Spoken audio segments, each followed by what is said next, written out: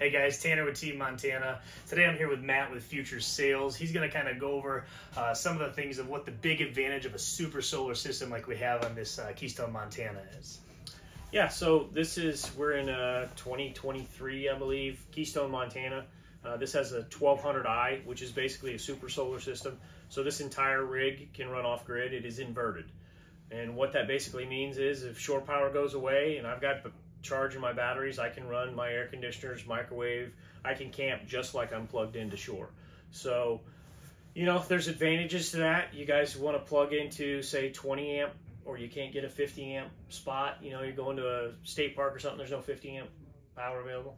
Well, I can take this and I can plug into 30 amp and I can still run off my inverter and add extra power and run my air conditioners and that kind of stuff just like I'm on 50 amp. So that's one of the advantages. We've been doing these, I think, with Keystone for 3 years, a little over 3 years. It started out called the Super Solar. Now it's called the 1200i. There's 540 amp hours of battery. There is a 3,000 watt hybrid inverter. It's got 1,200 watts of solar on the roof and 100 amps of solar charger in it. It's got two 50 amp chargers. It has a energy management system that kind of manages the loads that you've got. So you're plugged into, you're running off a little Honda generator, a 2,000 watt Honda generator, and a second air conditioner tries to kick on or something. Instead of killing the generator, it's just going to go ahead and shed some other loads. And then it'll, if the air conditioner is still too much, you know, obviously it'll shut that off too. You go start the microwave while the air conditioners are running. The microwave is going to have priority. So the microwave will continue to run. It may turn the air conditioner off for 2 minutes or so until you're done cooking. But then you don't have an interruption of power. So it just kind of eliminates the nuisance trips and stuff like that. It's been a great unit, a lot of them out there, you know. So with the air conditioners, I know questions that we have, these air conditioners, are these standard air conditioners on a super solar system? So super solar, the 1200i gets its own air conditioner. So these would be Coleman Mach air conditioners, but they have built-in integrated soft starts on them. So if you're unfamiliar with what the soft start is, basically it's a smart capacitor that when the motor inside the air conditioner starts, it takes all the brunt of the energy. So back in the old days when that didn't exist, you'd have to buy an aftermarket part to install it yourself. If you didn't do that, you would need a very, very big inverter to start the air conditioner. Most air conditioners that don't have soft starts in them, whatever their running amps are, it'll take 2 to 3 times that amount to start them, to get them going. And that does a lot of damage to inverters. It just kind of wears out the life of the inverter. So these under full load run at right around 11 amps when it's hot out, and they start at 11 amps and they stay at 11 amps. So with a 25 amp inverter in there, you can run both of them. And that's just basically all the technology kind of needed to move at the same pace for us to be able to do this. So you can't do it with lead acid batteries because the weight alone in the battery, you'd need 10 lead acid batteries up in the front. So you're gonna have 1,200 pounds or you know, 800 to 1,200 pounds depending on the battery up front. Well, that's not really feasible. Plus they run down quick, it takes forever to charge. There's a whole lot of other stuff that would go with them. So lithium batteries gave us the power source that we needed for the inverters. And then one of the requirements that Keystone had was you gotta have soft start on the air conditioner to be able to do it. We didn't want to run ACs without it because it would just take a tremendous amount of energy from the inverter, and that just creates heat and a whole bunch of other issues. So, you know, Coleman came out with the first, I think it was, soft start on an actual factory OEM air conditioner, and that kind of made all of this stuff possible. So you could truly be off grid. Yes, yeah, absolutely. Running everything you want, including my residential refrigerator. Absolutely. I got guys that go up into the altitude, you know, in Arizona, and will spend 9-10 days without being plugged in. Wow. And I'll talk to them all the time on the internet, or they'll call me, or I'll see them on a Facebook group or something like that, and they'll be like, yeah, I just did 9 days up in the mountains here and didn't, you know, I have they carry a little 2,000 watt generator, and I would recommend to everybody always get a generator regardless of whether you've got super solar or not, because you can't trust RV park power. Sorry. And eventually it's going to get cloudy or it's going to rain for a week like it's been doing here in Indiana or something like that. So you need some kind of backup source just as a safety net. Gasoline's always going to burn, so you know, it's nice to have a generator. Yeah.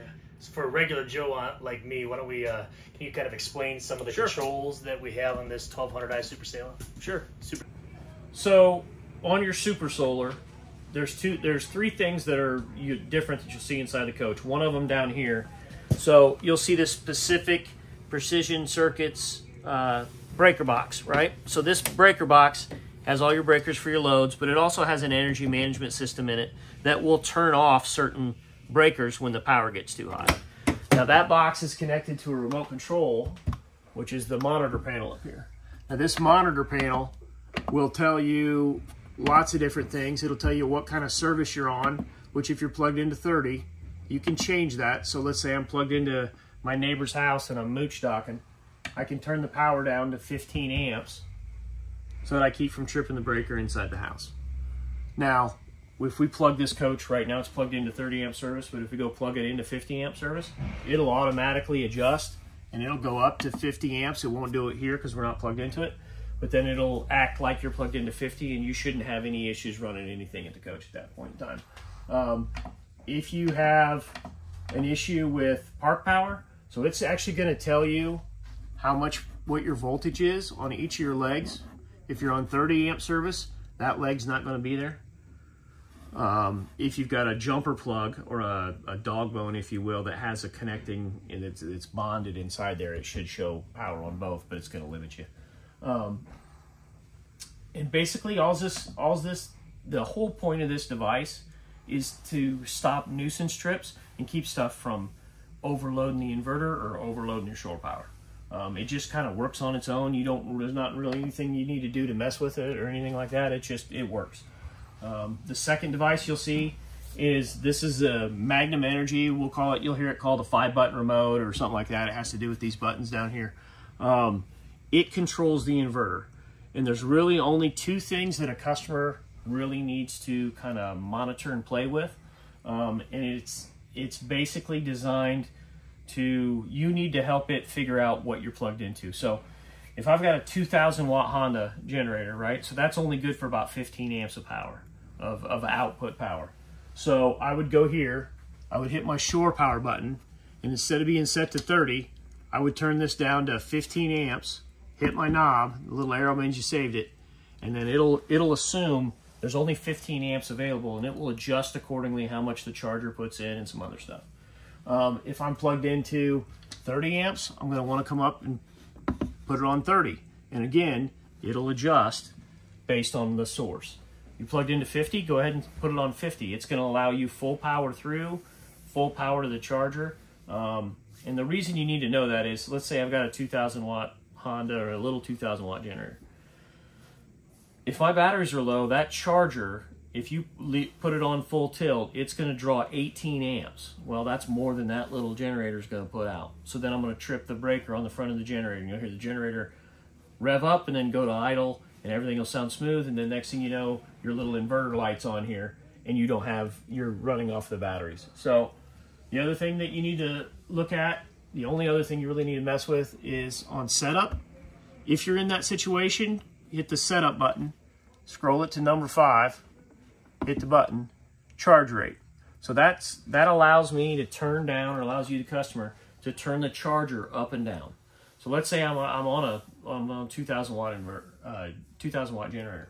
Well, I can't run both air conditioners off of 2,000 watts. But if I turn this down, I can back the charger off, so less energy is going to the charger, more energy is coming from the solar if I'm out in the sun. And then I've got all the power from the generator to use in here.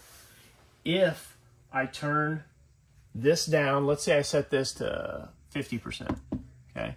And then I'm on that 2,000 watt generator. I come in here to shore. I set my shore down to, let's say I set it to 5 amps, right? Now, only 5 amps are gonna come from the generator. The inverter's got 25 more available. So it's gonna use the inverter to run, and you'll be getting power from both places. You get power off the generator and power off the inverter. That'll happen even when you set it to 15, it'll give you. But if you want all the power to come from the batteries, let's say you got really good sun, and I can put 100 amps in the battery.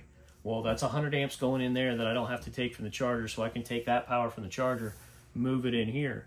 Well, now I'm getting more power off the batteries. And so what you'll see, this will say load assist up here. It'll say that it's adding power. You'll see a different phrase up here that says load assist. And so that means basically I'm using the batteries to supplement power. That's one of the big advantages of it. That's what kind of allows you to take your small portable generator and turn it into real 30 amp service or something like that. So, and obviously you got to watch, because if I'm sucking off the batteries all the time and they're getting lower and lower and the clouds start coming up, hey, I may need to adjust that back and watch, because I don't want to run my batteries completely dead while I'm sitting there running the generator. So that's really the main stuff. The only thing, I get a lot of calls. So this unit, if you're plugged into a park and power goes away, you may not know it, right? Because the inverter is going to take over and it's going to start running stuff, especially in spring and fall when it's not super hot and you're not running the fridge, both air conditioners, you know, a whole bunch of other stuff. Let's say I'm just using 15 amps of power and all of a sudden the breaker trips on my park pole. I won't even notice it because it's going to start pulling from the batteries. What you will notice is this charger light right here will start blinking. When that, now it's in standby because I manually put it there, but when the power goes away and that starts blinking, that means the power is either come back or it's been interrupted and it needs 25 seconds to make sure it's good power. If that thing stays blinking the entire time, then whatever you're plugged into isn't good. It's probably at 95 volts or 100 volts and that'll damage stuff. Or whatever you're plugged into has, like, for most people understand that breakers get weak over time. So I may be plugged into a 30 amp breaker in the park or a 50 amp breaker in the park, but when I get to 20 amps, that breaker trips. Guess what happens? That thing starts blinking because it's not charging anymore. So that's usually, I'll ask the customer when they say, hey, my batteries are going down, but I'm plugged in. The first thing I'll ask a customer is, what's that little light doing? Is it blinking right now? Yeah, then go check your park or get with the park because the power's not good and it's not going to let it charge. At that point in time, it's kind of go find it. Hopefully it's a breaker on and off, or they just had a small interruption. Maybe they got too many people plugged into something over there and they're having an issue, but that's going to be your warning sign saying, hey, I don't have good enough power to get in there. Now, that's really the main thing that I ever run into to customers. I mean, that's the first thing I'll ask is, what's that little green light doing if your batteries are dead? Well, it's flashing. Okay, we got other issues. It's not in here. It's somewhere outside. So, and that's really all you mess with inside. It's just designed to work the way it is. We set the parameters. We set the, you know, the defaults and everything on it the way it should operate for every customer. So that's kind of it in here. So I know there's an app that will control a lot of the solar stuff. Tell us a little bit about what that is. So if you have basically any Keystone product right now, especially if you've got a Super Solar or a 1200i, you're going to want something called the Victron Connect app. Right now I've got an Android. If you've got an iPhone, it's the same, but it's just Victron Connect, little blue lines there. Open that up. It's going to tell you device list. Now this is everything that is a Victron that's within basically 100 feet of me. So I'm sitting inside a dealership that's got other units in here with me. So I'm trying to pick out the one that's mine. Now this one here, so this is one of the solar chargers on this particular rig that we're staying in. So open it up. It may ask you for a passcode. It's always 6 zeros at the beginning, and then you can set it if you want to. And this tells me what's happening with the solar. Now, right now, it's showing me battery voltage. It's showing me there's no current coming in because we're inside a building. But I can go here. I can go to history, and it can tell me, so here's when this unit was parked outside. It put in 1.6 kilowatts on whatever day that was. 5 days ago, it put in 1.6 kilowatts. So it's funny. Here's the unit running down the production line. Here's where they move it outside. Here's where it probably went back inside for PDI, or it came in here, then it got moved back outside. So here's one of the days. We put in a kilowatt, which, to be honest with you, it's February in Indiana. If we get 2.5 hours of sun, that's pretty good around here. You know, and so now we've been sitting inside with this unit getting prepped. This tells me I can go in here, I can check my settings, but again, this is all set from default. These are all our default settings. But it gives you a way to monitor it. If I go back out and I go to this device here called Smart Shunt, so that's up front. I'll show you that in a little bit here, or where it's located at. It tells me right now I got 18 amps of current, 19 amps of current coming out, which is all these LED lights and everything in here. And my voltage is 13.55 on the battery bank. So the reason that is because we've got it set to silent, so it goes up and down and up and down. If I go up here and I turn it up, actually it should start. Yeah, so it just kicked on. So now see, I'm positive. So I'm putting power in. The reason this is at 0, 1, I haven't updated it. 2, it's not going to go to 100% state of charge until the batteries are at 14.3. When it gets to 14.3, then it'll go, oh, we're full, 100% state of charge, and then it's going to give me a countdown, and it'll actually tell me how much time is remaining before I run into a low battery situation. So that's kind of one of the key parts about this system. That's one of the best things is I can pull up my phone. I'm sitting outside. I got sun coming in, or I don't have sun coming in. I can look down here at the corner, and it says, you know, in 10 hours.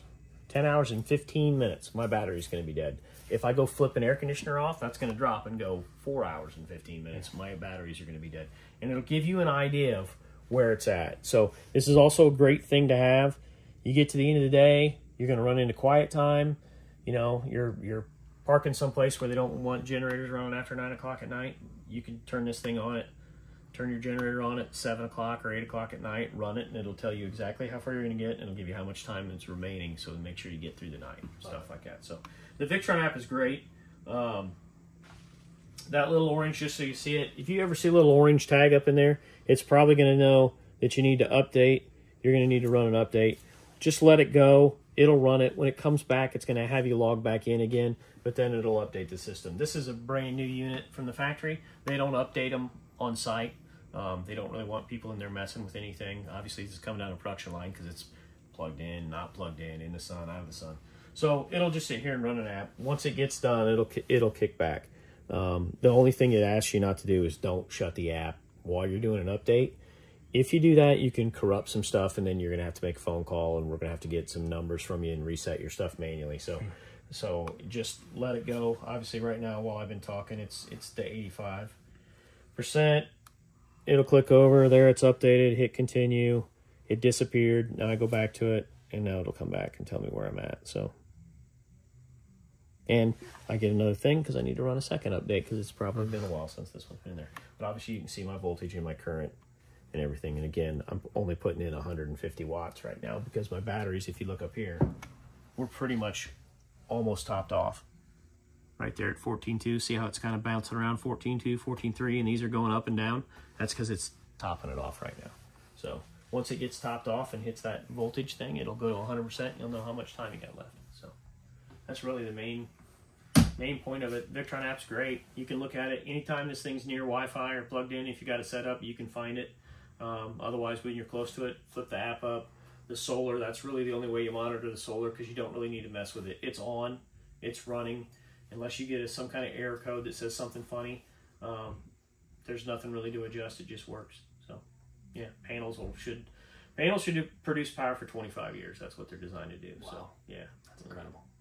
If you own the coach for 25 years, that's even better. That's it. Yeah. Well, cool. We'll go look at kind of the muscle up front. Okay. So we're up front on all your 1200i's. The main heart of the unit, or the muscle, as you said, is all up front right here in this front compartment. So, a couple key things to know. This is your inverter. This is your 540 amp hours of battery. This is your inverter disconnect. So that's what kills the power from the inverter to the batteries.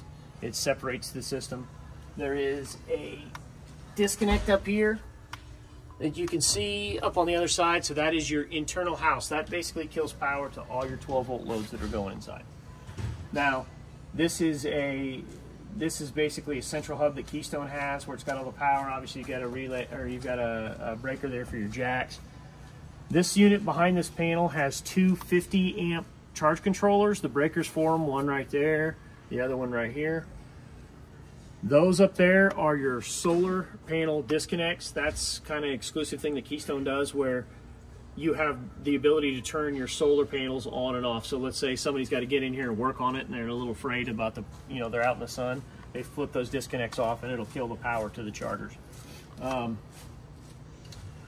There's fusing under here. There's some other stuff, but you should never really have to get in there and mess with it. Basically, this is 3,000 watt hybrid inverter. It knows, thanks to this relay box here, it knows when you're plugged into shore power and when you're not, and so it just produces power. As soon as the signal goes away, it'll flips over.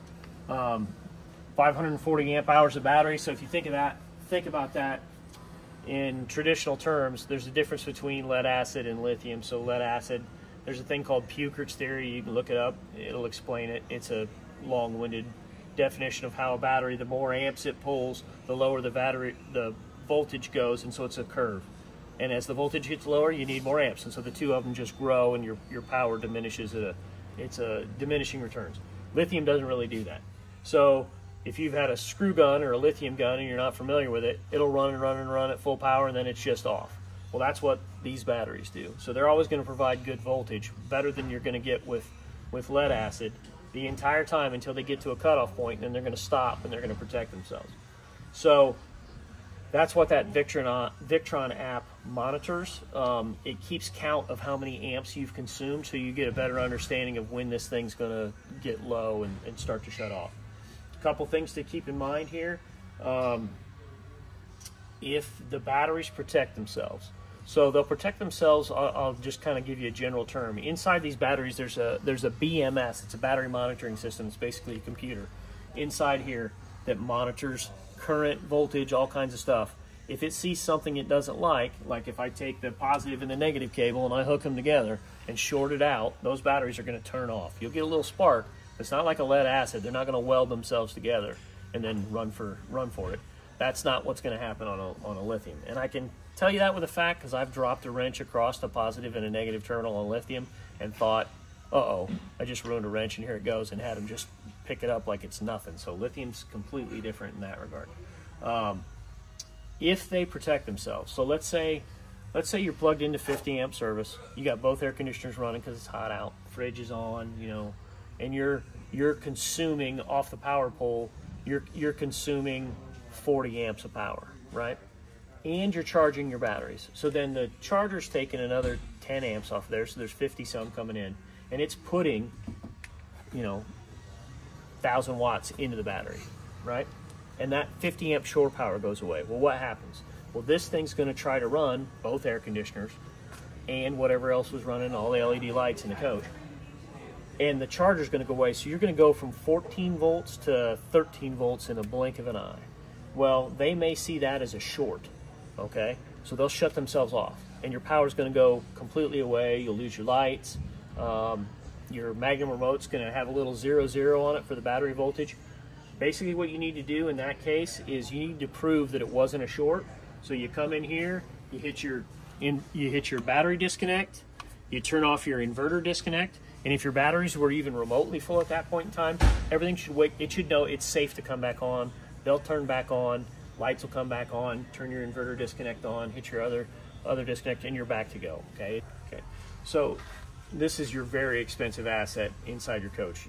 These are Montanas, these are expensive high-end units, and this is a very expensive system here that was designed with Keystone to power this entire rig. So our main goal is to protect this. So yeah, there may be some nuisance trips, but that's because it's not just like this is like the pull over and stop thing on your car that keeps you from ruining an engine in your car. Is this thing self-protects? So that's the other thing, is the protections that we've got built into this, they're internal in the system. So it's going to protect itself. It's going to try to keep somebody from damaging it. If it sits in a yard, if you put it in storage and you leave it and forget to leave something on, it's going to run itself down, and then it's going to shut off and protect itself. So when you come back, you haven't turned this thing into a giant paperweight. So, I mean, that's really the heart of the system. It was kind of designed, to be simple to come down the production line, easy and repeatable, and simple for the customer. So,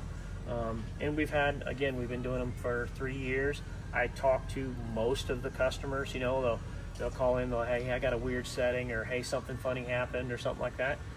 They'll give me a shout, or one way or another, they'll get to me and we'll talk them through it and kind of go over the system, and off they go. So we want to thank Matt with Future Sales for kind of giving us an overview on the 1200i super solar system that we have on this particular Keystone Montana. Thanks, Matt. Yep, no problem. Thank you.